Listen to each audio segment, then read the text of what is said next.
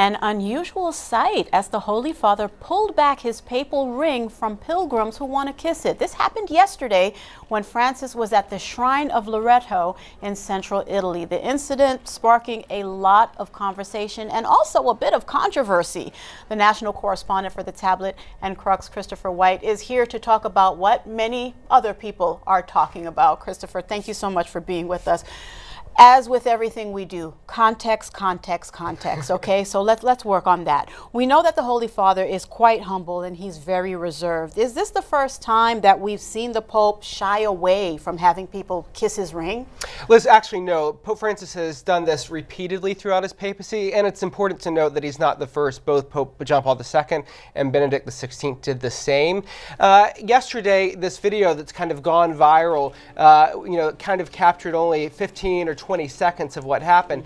It's important to remember this was also a very long procession of pilgrims coming to greet him. And quite frankly, the Pope had probably just gotten tired and was trying to sort of, bring down the pomp and circumstance of it. He's allowed. He's absolutely allowed, especially if it had been going on for some time. Now, how does what we just saw in that video underscore the Pope's aim, as he has said so many times before, to demystify the papal office?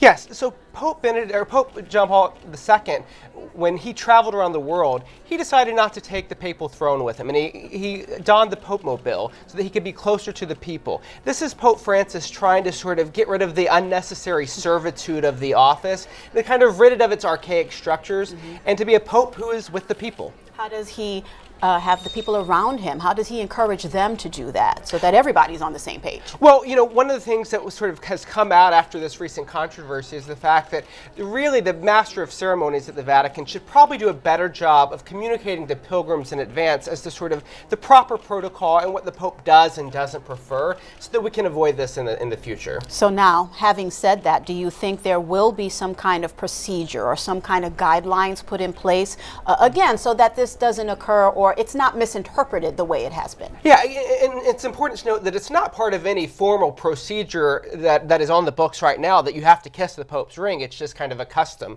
And I think what we can probably expect going forward is a kind of, whisper in the ear of people before they meet the Pope that it's okay just to greet him and have an encounter rather than an act of submission. All right, Christopher, thank you so much for giving us that perspective. I appreciate it. Of course.